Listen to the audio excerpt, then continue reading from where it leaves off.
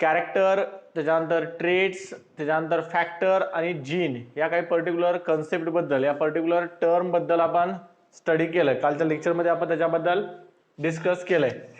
तर या चारही टर्म ज्या आहेत, पण कोणती टर्मिनॉलॉजी असेल, आपण जेनेटिक्सचा जो पोर्शन कन्सिडर करायला किंवा जेनेटिक्स हा जो पर्टिक्युलर चॅप्टर आपण कन्सिडर करायला, याच्यामध्ये आपल्याला जी टर्मिनॉलॉजी यूज करायची त्या पर्टिक्युलर टर्म्स आपल्याला क्लिअरली माहिती असल्या पाहिजे, तरच आपल्याला पुढचा पोर्शन लक्षात येईल.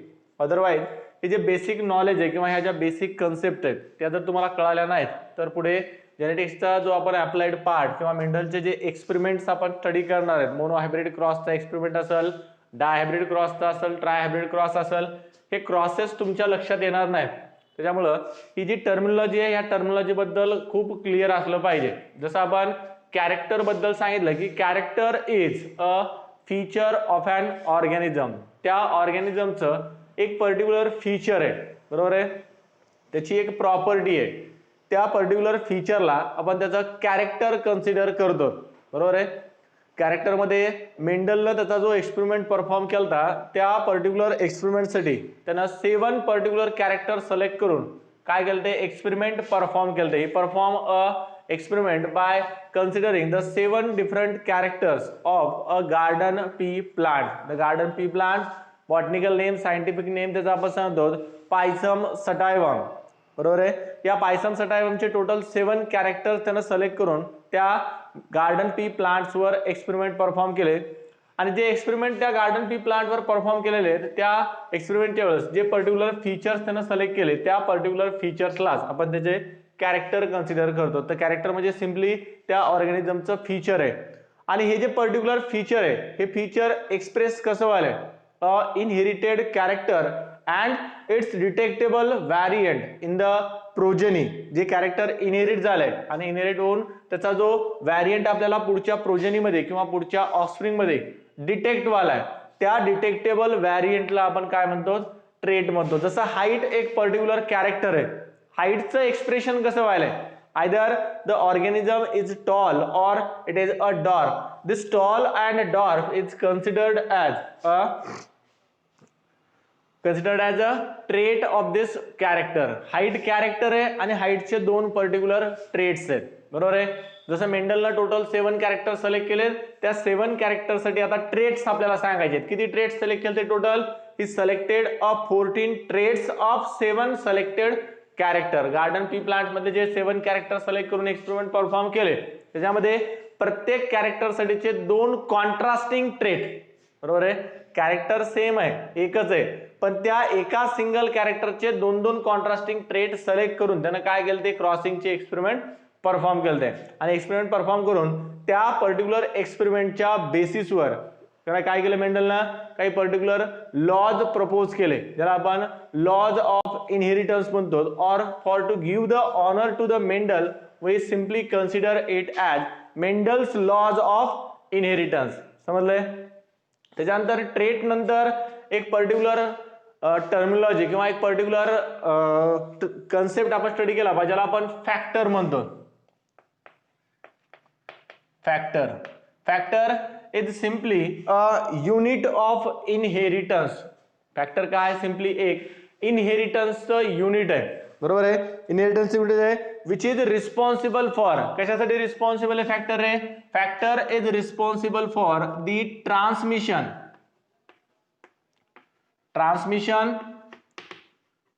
अँड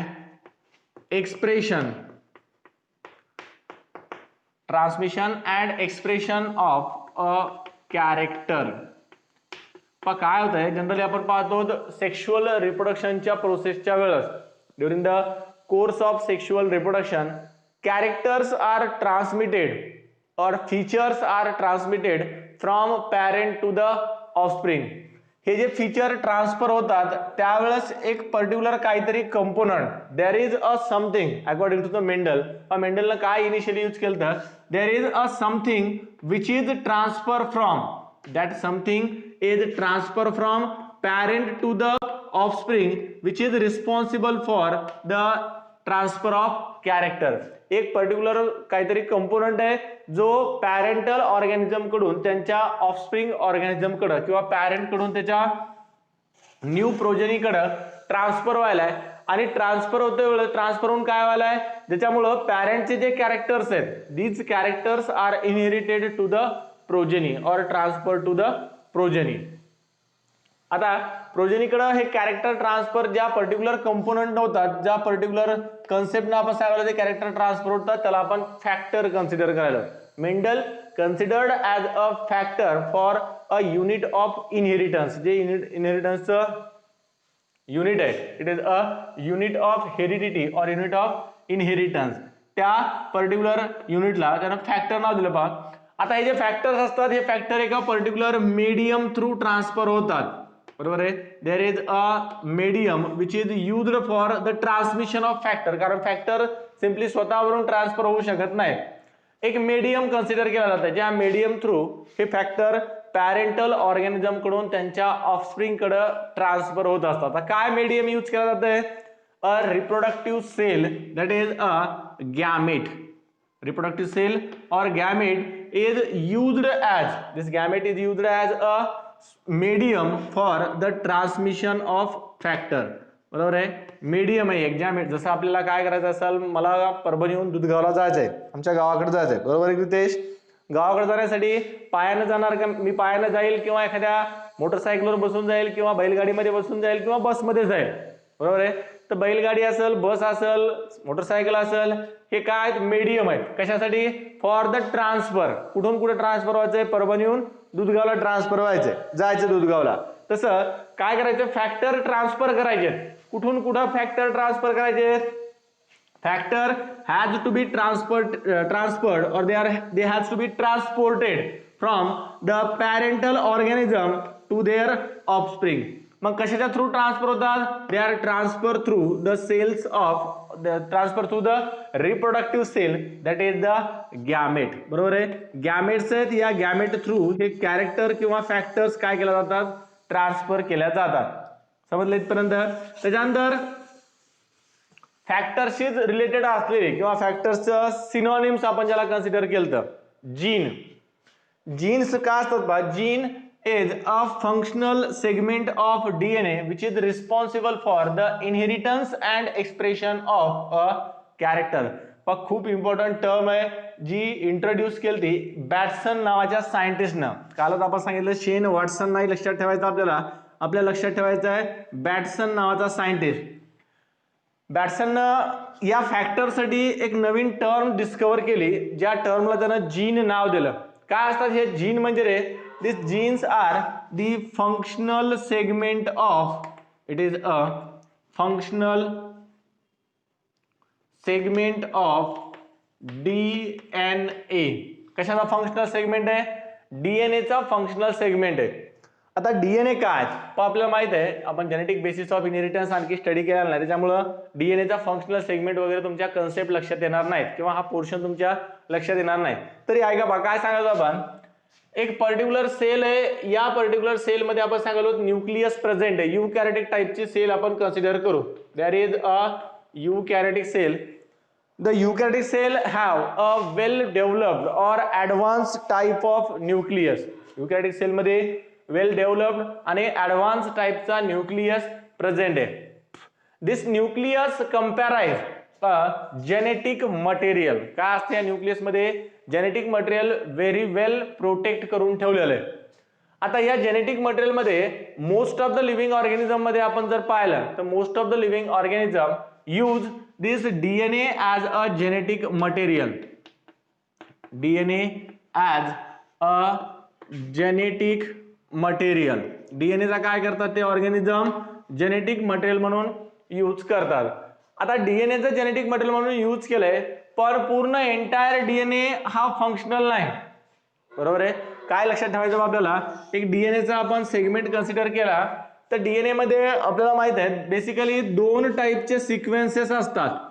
दोन टाइपचे सिक्वेन्सेस या पर्टिक्युलर डीएनए मॉलिक्यूलवर प्रेझेंट आहेत. कोणते कोणते दोन टाइपचे सिक्वेन्सेस असतात रे DNA comprise a two type of sequences. एक असते कोडिंग सिक्वेन्सेस आणि दुसऱ्या टाइपचा सिक्वेन्स त्या डीएनए वर प्रेझेंट असते ज्याला म्हणतात non coding sequences.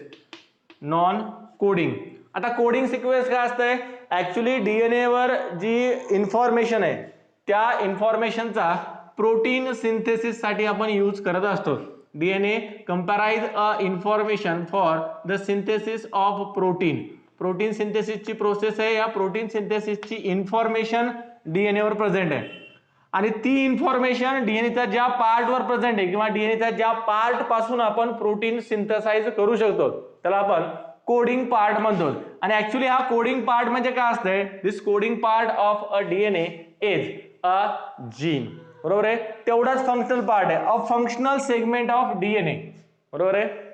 Functional segment, functional in the sense it can be undergo transcription. The functional segment of DNA can undergo the transcription and translation. काय होऊ शकतं त्या सेगमेंटचं?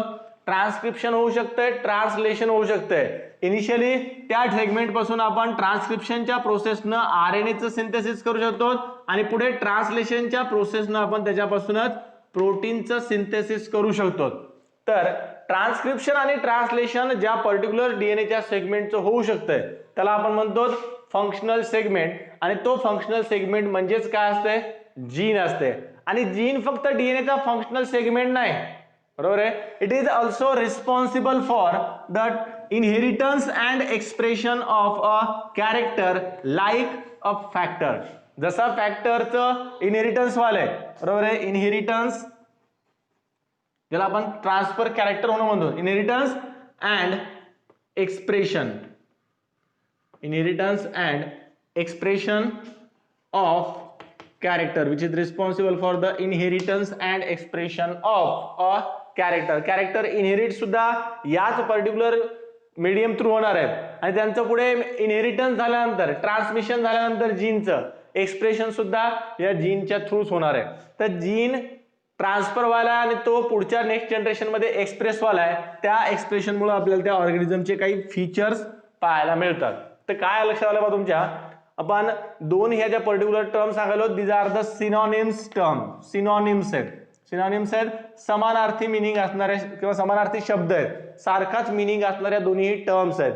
फक्त एक टर्म मेंडलनं प्रपोज केलेली आहे आणि एक बॅटसननं प्रपोज केलेली आहे. बरोबर आहे. फॅक्टर एक लार्जर युनिट थोडंसं आपण त्याला कन्सिडर करतो while gene is a smaller unit.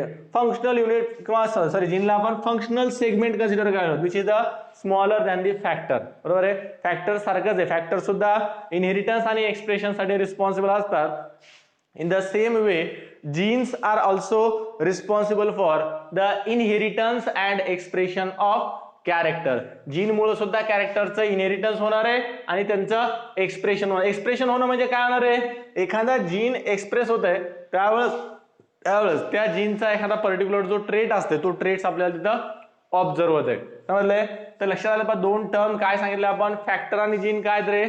Factor it is a unit of inheritance, unit of heredity, and a particle which is present in the organism which is responsible for the inheritance and expression of character. A particle present in the individual organism responsible for the inheritance and expression of character. And gene काय? Gene it is a functional segment of a DNA which is responsible for the inheritance and expression of character.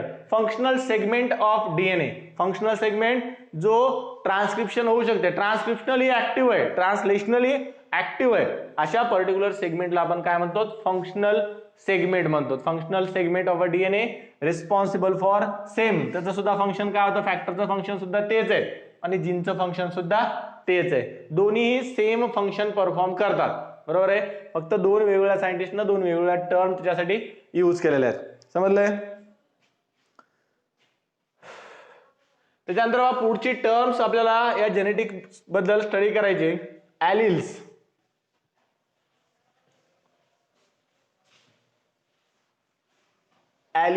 ॲलिल्स और they are also termed as ॲलिलोमॉर्फ. त्याला ॲलिलोमॉर्फ किंवा simply short मध्ये आपण त्याला ॲलिल सुद्धा म्हणू शकतो. ॲलिल और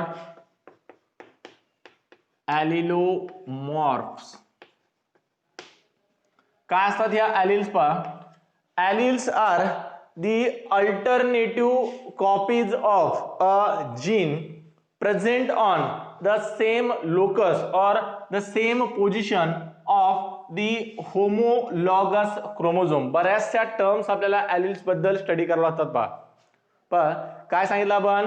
ॲलिल्स काय आहेत? Alleles are the alternative copies of gene. These are the alternative copies of gene which are present on the same locus of homologous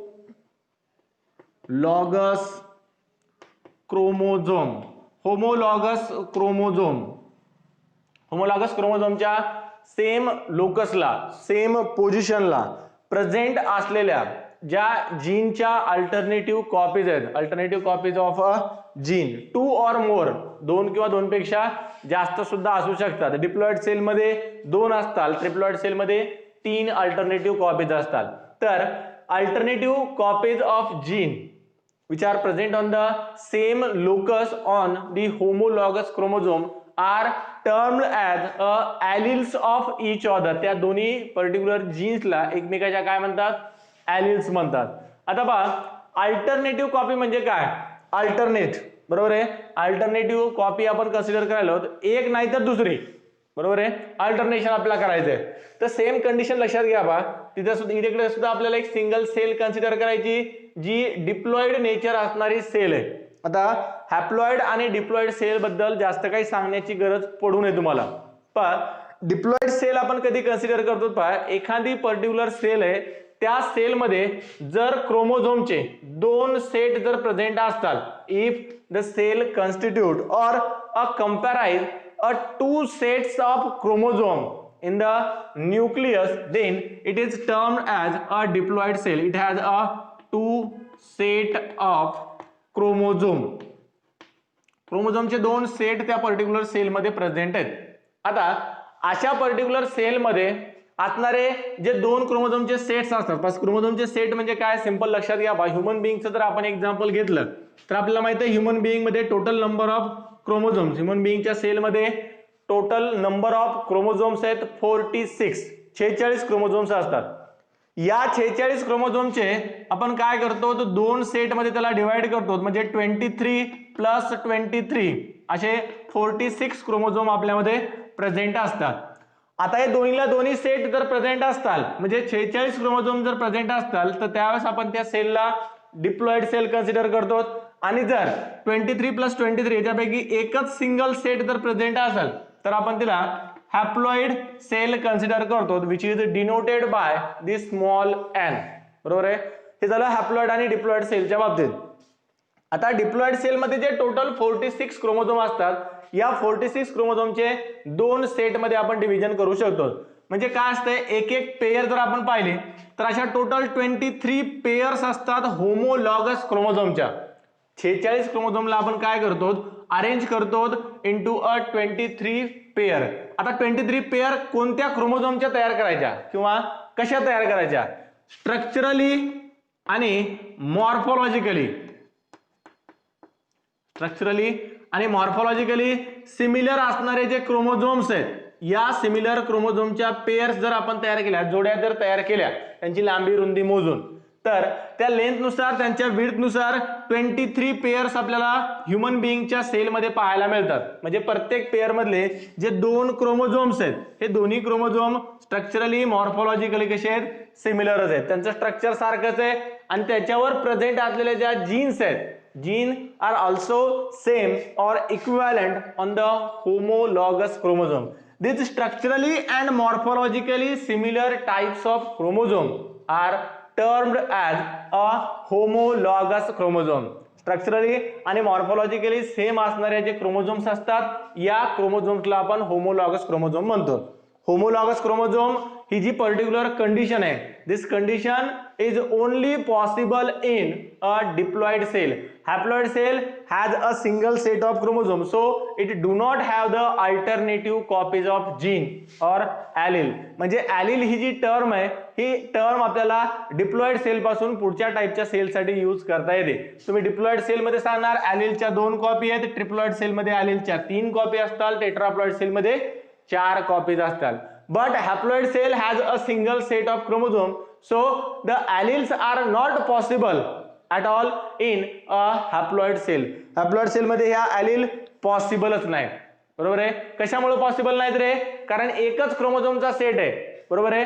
homologous chromosome तिथे पॉसिबल आहे का कंडिशन? नाही. होमोलॉगस क्रोमोझोमची कंडिशन पॉसिबल असती only in a diploid cell or more than a diploid. Diploid असेल, triploid असेल, tetraploid असेल, अशा पुढच्या प्लॉइडी लेवल जशी जशी इन्क्रीज होत जाईल तशा तशा अल्टरनेटिव्ह कॉपीज ज्या जीनच्या आहेत त्यांचा नंबर सुद्धा काय होत जाईल? इन्क्रीज होत जाईल. तर हॅप्लॉइड सेटमध्ये पॉसिबल नाही. होमोलॉगस क्रोमोझोम ज्या पर्टिक्युलर सेलमध्ये प्रेझेंट असतात, स्ट्रक्चरली मॉर्फॉलॉजिकली सिमिलर टाईपचे क्रोमोझोम ज्या सेलमध्ये प्रेझेंट असतात त्या पर्टिक्युलर सेलमध्ये आपल्याला होमोलॉगस क्रोमोझोमच्या सेम लोकसला किंवा सेम पोझिशनला प्रेझेंट असलेल्या ज्या जीन्स आहेत, बरोबर आहे, ज्या एकच सिंगल कॅरेक्टर कंट्रोल करतात, एकच सिंगल कॅरेक्टर कंट्रोल करणाऱ्या ज्या पर्टिक्युलर जीन्स आहेत त्या जीन्सला आपण एकमेकांच्या ॲलिल्स म्हणतो. सपोज इथं कॅपिटल ए जीन प्रेझेंट आहे, इथं स्मॉल ए जीन प्रेझेंट आहे, दोन्ही एकच कॅरेक्टर कंट्रोल करतात. म्हणजे एक कॅरेक्टर म्हणजे कोणतं? आयदर त्या हाईटला कंट्रोल करत असताल किंवा पॉड शेपला कंट्रोल करत असताल, पण एकच कॅरेक्टर कंट्रोल करणार आहेत. बरोबर आहे. तिथं मग तो जो जीनचा फॉर्म प्रेझेंट असेल कॅपिटल ए, मग हाईट मध्ये काय करत असेल? हाईट मध्ये कॅपिटल ए टॉल साठी असेल, स्मॉल ए डॉर्फ साठी असेल. बरोबर आहे. अशा 2 वेगवेगळे जीन जे 2 वेगवेगळ्या क्रोमोझोमवर प्रेझेंट आहेत पण एकच सेम कॅरेक्टर, जसं दोन्ही हाईटच कंट्रोल करतात, मग ती हाईट एखाद्या क्रोमोझोमवर टॉल साठी टॉल हाईट साठीचा जीन असेल, एखाद्या क्रोमोझोमवर डॉर्फ हाईट साठीचा जीन असेल. तर ह्या ज्या 2 जीन आहेत या दोन्ही जीनला आपण एकमेकाच्या अल्टरनेटिव्ह कॉपीज कन्सिडर करतो. बरोबर आहे. Alternative copies of each other and these alternative copies of a gene which are present on the homologous chromosome at the same position at the same loci is termed as a alleles of each other. त्यांना आपल्याला काय म्हणता येते? alleles consider करतात. alleles are the alternative copies of a gene which present on the homologous chromosome. समजलंय? त्याच्यानंतर पहा, ॲलिल नंतर एक पुढची टर्म आपल्याला आणखी स्टडी करायची ज्याला आपण म्हणतो जीनोटाइप. ॲलिल लक्षात आलंय? एक थोडासा पॉइंट लिहून घ्या. दिसायला सगळ्यांना चमकायला कालच्या सारखं, काही चमकना आज.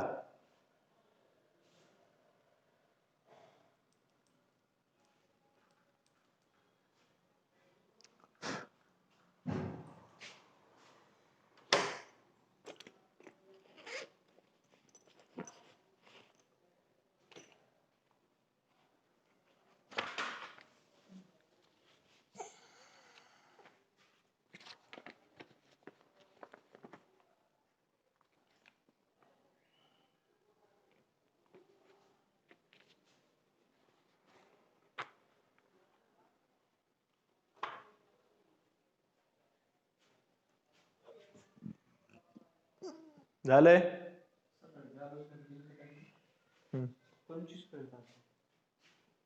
12वीचे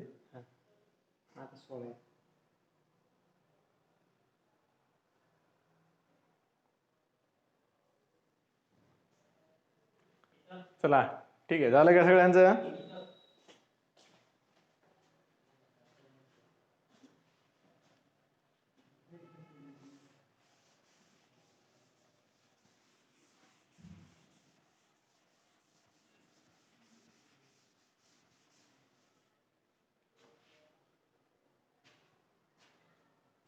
त्यानंतर आपल्याला जीनोटाइप आणि फिनोटाइपच्या अगोदर आणखी 2 टर्म स्टडी करायचे आहेत. पहा, dominant and recessive. Dominant allele and recessive allele. ॲलिलशीच रिलेटेड असणारा हा पर्टिक्युलर पार्ट आहे किंवा पर्टिक्युलर कन्सेप्ट आहे. काय असतं डॉमिनंट म्हणजे dominant allele and recessive allele. पण डॉमिनंट ॲलिल्स काय असतात? Dominant alleles are those allele which express its traits. Dominant allele are those allele which express its trait even in the presence of its alternative form. त्याच्या alternative फॉर्मची ॲलिल present आहे तरी सुद्धा हा ॲलिल काय करायला स्वतःचा ट्रेट एक्सप्रेस करायला आहे. This type of alleles are termed as a dominant allele. How? पण कंडिशन खूप इम्पॉर्टंट आहे, बा लक्षात घ्या. आपण सांगितलं की ॲलिल्स काय असतात? अल्टरनेटिव्ह फॉर्म्स असतात. जसं आपण कन्सिडर करू दोन होमोलॉगस क्रोमोझोम्स आहेत बरोबर आहे. स्ट्रक्चरली मॉर्फोलॉजिकली सिमिलर असणारे हे दोन होमोलॉगस क्रोमोझोम प्रेझेंट आहेत. दोन्ही होमोलॉगस क्रोमोझोम एकाच पर्टिक्युलर सेल मध्ये प्रेझेंट आहे. एक डिप्लॉइड सेल आहे, या डिप्लॉइड सेल मध्ये हे दोन्ही क्रोमोझोम प्रेझेंट आहेत. या दोन क्रोमोझोमच्या सेम पोझिशनला सेम लोकसला दोन अल्टरनेटिव्ह जीन्स प्रेझेंट आहेत. अल्टरनेटिव्ह जीनच्या कॉपीज प्रेझेंट आहेत. इकडे आहे कॅपिटल टी, इकडे आहे स्मॉल टी बरोबर आहे. इकडे कॅपिटल टी जीन प्रेझेंट आहे, त्याच्या पार्टनरवर होमोलॉगस क्रोमोझोमच्या पार्टनरवर स्मॉल टी नावाचा जीन प्रेझेंट आहे. दोन्हीही जीन हाईट नावाचा character control करायलेत.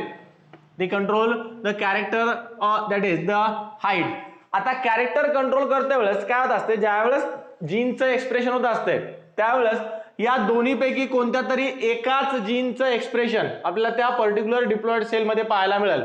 both the genes are not expressed at the same time at the same given condition. या दोन्ही सेल जरी एका सिंगल सेल मध्ये प्रेझेंट असले, ही सेल आहे, या सेलच्या न्यूक्लियस मध्ये क्रोमोझोम्स आहेत आणि या क्रोमोझोमवर या दोन्ही अल्टरनेटिव्ह फॉर्म प्रेझेंट आहेत, पण दोन्ही gene at a time express होत नाहीत. यांच्यापैकी कोणती तरी एक जीन, या अलिल्स पैकी कोणता तरी एक जीन काय होईल त्या पुढच्या सेल मध्ये आपल्याला एक्सप्रेस झालेला पाहायला मिळेल.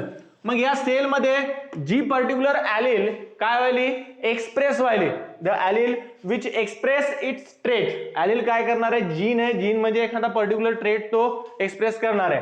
कॅरेक्टर दोन्ही कंट्रोल करायला, पण या पर्टिक्युलर ॲलिलचा ट्रेट वेगळा असेल, या ॲलिलचा ट्रेट वेगळा असेल. तर अशा कंडिशन मध्ये किंवा अल्टरनेटिव्ह फॉर्म मधल्या ॲलिल प्रेझेंट असल्यानंतरही स्वतःचा ट्रेट काय करायला एक्सप्रेस करायला, त्या पर्टिक्युलर ॲलिलला आपण डॉमिनंट ॲलिल कन्सिडर करतो. Dominant alleles are those allele which express its traits even in the presence of its alternative form. त्याचा अल्टरनेटिव्ह फॉर्म प्रेझेंट आहे पण तरी सुद्धा काय करायला आहे? स्वतःचा ट्रेट एक्सप्रेस करायला आहे बरोबर आहे. एक मॉब आहे, मॉब म्हणजे आपण सांगायला बरेच जण एका जागेवर जमा झालेले आहेत, त्यांच्यामध्ये सगळेजण सारखेच आहे, सगळ्याचं फंक्शन सारखंच आहे, पण बाकीचे शांत बसले एकच उठून आवाज द्यायला भारत माता की जय बरोबर आहे. जो एक्सप्रेस व्हायला आहे त्याला आपण डॉमिनंट कन्सिडर करतो. आता बाकीचे सुद्धा सेम फंक्शन परफॉर्म करणारे इंडिव्हिज्युअल तिथं प्रेझेंट आहे, सगळे भारत माता की जय म्हणू शकतात बरोबर आहे, पण बाकीचे म्हणायत का? नाही. तसं अल्टरनेटिव्ह जीन्स तिथं प्रेझेंट आहेत, पण अल्टरनेटिव्ह जीन्स पैकी सगळ्या जीन एक्सप्रेस न होता एक जो जीन एक्सप्रेस व्हायला आहे त्या एक्सप्रेस होणाऱ्या जीनला आपण काय कन्सिडर करतो? डॉमिनंट जीन म्हणतो, किंवा त्याला आपण ॲलिलच्या बाबतीत जर सांगायचं तर त्या पर्टिक्युलर ॲलिलला आपण डॉमिनंट ॲलिल कन्सिडर करतो. डॉमिनंट ॲलिल कितीही त्याच्या अल्टरनेटिव्ह फॉर्म तिथं प्रेझेंट असू द्या, डिप्लॉइड असेल तर 2 अल्टरनेटिव्ह फॉर्म असतात, ट्रिप्लॉइड असेल 3 अल्टरनेटिव्ह फॉर्म असतात, कितीही अल्टरनेटिव्ह फॉर्म प्रेझेंट असू द्या, जो पर्टिक्युलर ॲलिल त्याचा ट्रेट एक्सप्रेस करायला आहे त्या पर्टिक्युलर ॲलिलला आपण म्हणणार डॉमिनंट ॲलिल. किंवा सिंपल आणखी सोप्या भाषेत जर सांगायचं तर डॉमिनंट ॲलिल काय असतंय? Dominant allele is the allele which express its traits always in F1 generation. F1 generation ज्याला आपण फर्स्ट फिलियल जनरेशन कन्सिडर करतो बरोबर आहे.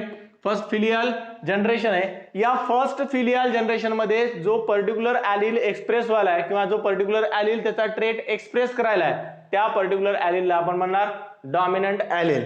आणि मग आता डॉमिनंटच्या एक्झॅक्टली अपोजिट टाइपचा असणारा दुसरा एक ॲलिल बरोबर आहे. डॉमिनंटच्या अपोजिट असणारा एक ॲलिल आहे ज्याला आपण म्हणतो the recessive allele. Recessive allele काय असते? हा रेसेसिव्ह ॲलिल म्हणजे the allele which do not express its traits in the presence of its alternative form. Alternative फॉर्मच्या प्रेझेन्स मध्ये हा एक्सप्रेस होऊ लागला, आणि जो एक्सप्रेस होत नाही बरोबर आहे, do not express its traits in the presence of its alternative form is termed as a recessive allele. पण कंडिशन खूप इंटरेस्टिंग आहे, लक्षात आला पाहिजे तुमच्या. ज्याचं एक्सप्रेशन व्हायला त्याला डॉमिनंट म्हणायचं आणि ज्याचं सप्रेशन व्हायला, सप्रेशन होणं म्हणजे जो एक्सप्रेस होईन झालाय किंवा जो डॉमिनंट आहे तो त्याचं एक्सप्रेशन सप्रेस करायला आहे त्याला आपण काय म्हणणार, रेसेसिव्ह ॲलील म्हणणार. पण डॉमिनंट आणि रेसेसिव्ह ॲलीलच्या बाबतीत आणखी एक इम्पॉर्टंट पॉईंट लक्षात ठेवायचा आहे. डॉमिनंट ॲलील त्याचा अल्टरनेटिव्ह फॉर्म प्रेझेंट असला तरी एक्सप्रेस होत आहे आणि अल्टरनेटिव्ह फॉर्म ॲब्सेंट असला तरी सुद्धा त्याचं काय होणार आहे, एक्सप्रेशन होणार आहे. But recessive allele express its traits only in the presence of its same alternative form. जर सारख्याच टाईपच्या दोन्ही ॲलील असतात, बरोबर आहे, दोन्ही सारखेच असतात तरच त्यांचा ट्रेट काय होतंय, एक्सप्रेस होतंय. अदरवाइज एक डॉमिनंट आहे आणि एक रेसेसिव्ह आहे अशी हिट्रोझायगस कंडिशन आहे. या हिट्रोझायगस कंडिशन मध्ये रेसेसिव्ह ॲलील कधीही एक्सप्रेस होत नाही. It cannot express its traits in the heterozygous condition, while dominant allele express in heterozygous as well as in homozygous condition. Homozygous condition दोन्ही टाइपचे ॲलील डॉमिनंटच आहेत आणि हेट्रोझायगस एक डॉमिनंट आहे एक रेसेसिव्ह आहे. या कंडिशन मध्ये सुद्धा याचं एक्सप्रेशन होत आहे आणि या होमोझायगस कंडिशन मध्ये सुद्धा डॉमिनंट ॲलीलचं एक्सप्रेशन होत आहे. पण recessive allele can express its traits only in a homozygous recessive condition. दोन्ही जीन रेसेसिव्ह आहेत आणि होमोझायगस टाइपची कंडिशन आहे त्यावेळेस यांचं एक्सप्रेशन होते, बरोबर आहे. वासरात लंगडी गाय शहाणी म्हणल्यासारखं काम असते पहा. रेसेसिव्ह ॲलील किंवा लंगडी गाय कधी एक्सप्रेस होती, जर त्याच्या साईडला सगळे लंगड्यात गायी असतात किंवा वासरा असतात ज्यांना काही कळत नाही अशा वेळेस त्यांचं एक्सप्रेशन होते, त्या बोलत असतात, भांडणं करतात, सगळं करतात. तसं हा जो रेसेसिव्ह ॲलील असते तो रेसेसिव्ह ॲलील त्यावेळेस त्याचा रेसेसिव्ह पार्टनरच प्रेझेंट असेल त्यावेळेसच एक्सप्रेस होते. ते म्हणते आपल्यापाशी बोलत नाही, त्याचा मित्र आला त्याच्या गप्पा चालतात, बरोबर आहे. तसं काम आहे रेसेसिव्ह ॲलीलचं. स्वतःचं एक्सप्रेशन कधी करतात, त्यांचा रेसेसिव्ह पार्टनर त्यांच्यासोबत प्रेझेंट असेल, then and then only these recessive alleles are expressed in a diploid cell. Recessive allele आणि डॉमिनंट ॲलील डिप्लॉइड सेल मध्ये दोन्ही सोबत जर असतात तर त्यावेळेस फक्त डॉमिनंट ॲलील एक्सप्रेस होतात आणि दोन्ही रेसेसिव्ह ॲलीलच त्या पर्टिक्युलर डिप्लॉइड सेल मध्ये प्रेझेंट असतात तर त्यावेळेस रेसेसिव्ह ॲलीलचं एक्सप्रेशन आपल्याला पाहायला मिळते. जर रेसेसिव्ह ॲलील एक्सप्रेसच झाल्या नसत्या तर रेसेसिव्ह कॅरेक्टर आपल्याला कोणत्याही ऑर्गॅनिझम मध्ये पाहायला मिळाले नसते, बरोबर आहे. पण रेसेसिव्ह ॲलील सुद्धा एक्सप्रेस होतात. जसं आपण जर कन्सिडर केलं एक एक्झाम्पल म्हणून कन्सिडर करू तसं काही नसते बा. लक्षात, ह्युमन मध्ये गोरा आणि काळा असे दोन कलर आपण कन्सिडर करू, फेअर आणि ब्लॅक. याच्यामध्ये आपण असं कन्सिडर करू की फेअर कलर हा डॉमिनंट आहे आणि ब्लॅक कलर हा रेसेसिव्ह आहे.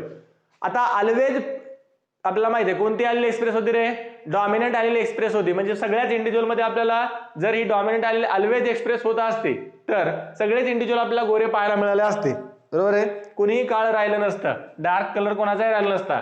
पण काय होतंय, तो जो डार्क कलर साठीचा रेसेसिव्ह ॲलील आहे तो रेसेसिव्ह ॲलील त्याचे दोन्ही कॉम्बिनेशन ज्यावेळेस सारखे असतात त्यावेळेस तो एक्सप्रेस झालेला आपल्याला पाहायला मिळते. म्हणजे रेसेसिव्ह ॲलील होमोझायगस कंडिशन मध्येच एक्सप्रेस होतात, while dominant allele are always expressed in, they are always expressed in either homozygous or the heterozygous condition. कोणतीही कंडिशन असू द्या त्यांना काही प्रॉब्लेम नाही, बरोबर आहे. कोणी सोबत रेसेसिव्ह असू द्या किंवा सोबत डॉमिनंट असू द्या यांचं एक्सप्रेशन ह्या ऑलवेज करणारच आहेत, त्याला आपण डॉमिनंट ॲलील कन्सिडर करा. फॉर एक्झाम्पल म्हणून आपण याच्यामध्ये आपण मेंडलच्या एक्सपेरिमेंट मध्ये कॅपिटल टी डॉमिनंट ॲलीलचं कॉम्बिनेशन आहे. Dominant allele are always express by the capital letter.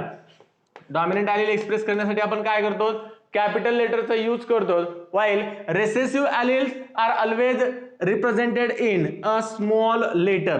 एक डॉमिनंट कॅरेक्टर आपण कॅपिटल लेटर मध्ये डिनोट करायलो आणि जे रेसेसिव्ह कॅरेक्टर आहे ते रेसेसिव्ह कॅरेक्टर आपण स्मॉल लेटर न यूज करायलो, बरोबर आहे. स्मॉल लेटर म्हणजे दुसऱ्या बाराखडी मधलं लेटर आपण त्याच्यासाठी काय करतो, यूज करतो. इकडे कॅपिटल ए तर इकडे आपल्याला त्याच्या अल्टरनेटिव्ह फॉर्म साठी काय यूज करावं लागेल, स्मॉल ए यूज करावं लागेल.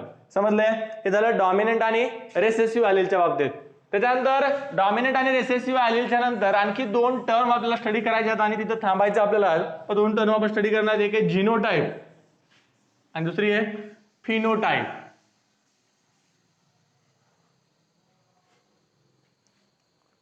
पण काय असतं जिनोटाइप आणि phenotype. Genotype is the genetic makeup of an organism. Genetic makeup of an organism or the total number of gene present in the organism which control the entire characters of this organism. त्या particular ऑर्गॅनिझमचे जेवढे काही characters आहेत हे character control करणारा जेवढ्या total number of gene त्या organism मध्ये प्रेझेंट आहेत त्याला आपण त्याचा जीनोटाइप म्हणतो. फॉर एक्झाम्पल एक कॅरेक्टर आहे height. This height is controlled by the two types of gene, that is capital T or small t. या पर्टिक्युलर जीनचं कॉम्बिनेशन त्या ऑर्गॅनिझम मध्ये कसं प्रेझेंट आहे त्याला आपण त्याचा जीनोटाइप म्हणतो. लाईक जर एखादा टॉल इंडिव्हिज्युअल असेल तर त्या टॉल इंडिव्हिज्युअल मध्ये कॅपिटल टी स्मॉल टी किंवा कॅपिटल टी या टाइपचे जीनोटाइप प्रेझेंट असू शकतात. बरोबर आहे. किंवा डॉर्फ इंडिव्हिज्युअल आहे तर डॉर्फ इंडिव्हिज्युअल मध्ये आपण सांगायलो स्मॉल टी टाइपचा त्याचा जीनोटाइप प्रेझेंट असेल. तर जीनोटाइप काय? Genotype is the total number of gene or total number of alternative gene present in the individual organism which control a particular character. समजलंय. आणि जीनोटाइपचं एक्सप्रेशन कसं व्हायलंय? बरोबर आहे. एक्सप्रेशन ऑफ अ जीनोटाइप त्याला आपण म्हणतो फिनोटाइप. फिनोटाइप काय? फिनोटाइप रे, phenotype is the expression of, it is a expression of a genotype. जीनोटाइपचं एक्सप्रेशन होणं त्याला आपण फिनोटाइप म्हणतो. किंवा साध्या सिंपल भाषेत सांगायचं तर एक्सटर्नली विजिबल कॅरेक्टर जे आहेत. बरोबर. Phenotype is the external appearance of an organism. External, it is a external appearance of an organism. Externally तो ऑर्गॅनिझम तुम्हाला कसा अपीअर व्हायला किंवा कसा दिसायला. बरोबर आहे. पारेसरकडे पाहिल्यानंतर काय वाटेल तुम्हाला? हा, उंच आहेत. बरोबर आहे. आंघोळ करून आलेले आहेत, कपडे घातलेले आहेत, असे काहीतरी तुम्हाला एक्सटर्नल अपीअरन्स पारेसरचं दिसायला. तर ते जे एक्सटर्नल अपीअरन्स असते, this external appearance of an organism is considered as a phenotype of an organism. Phenotype is a product of a genotype. तुमच्याकडे त्या पर्टिक्युलर जीन असल्या पाहिजे तरच तुम्हाला त्या जीनचा फिनोटाइप पाहायला मिळेल किंवा जीनोटाइप असला पाहिजे त्याचा फिनोटाइप तरच ऑब्झर्व होईल. जसं आपण म्हणतो आडात असेल तरच पवऱ्यात येईल. जीनच नाही तर त्याचं एक्सप्रेशन कसं होईल? बरोबर आहे.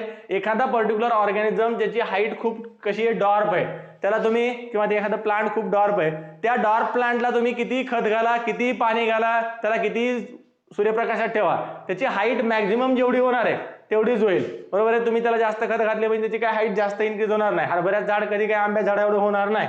बरोबर आहे. त्याच्यामध्ये तो जीन असायला पाहिजे, त्याचं ते जेनेटिक कॉन्स्टिट्यूएंट असायला पाहिजे, त्याचं ते जेनेटिक मेकअप असायला पाहिजे, तरच आपल्याला त्याच्यामध्ये तो फिनोटाइप पाहायला मिळेल. आलं लक्षात? तर फिनोटाइप एक पर्टिक्युलर रिझल्ट आहे. It is a result of an genotype or total number of genes present in the organism. समजलं?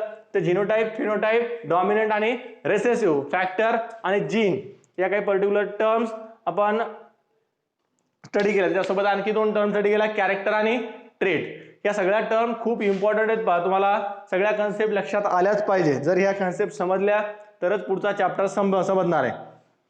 समजलंय? काही डाऊट असेल तर विचारा, नाहीतर लेफ्ट करा.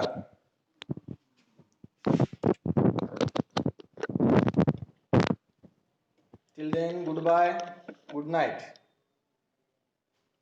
रितेश, हो झोपायचं मला असं आता काय काम नाही, काय शेतात मस्त पाऊस पडायला आहे. होता ना, आहे ना. रितेश, आवाज आला का?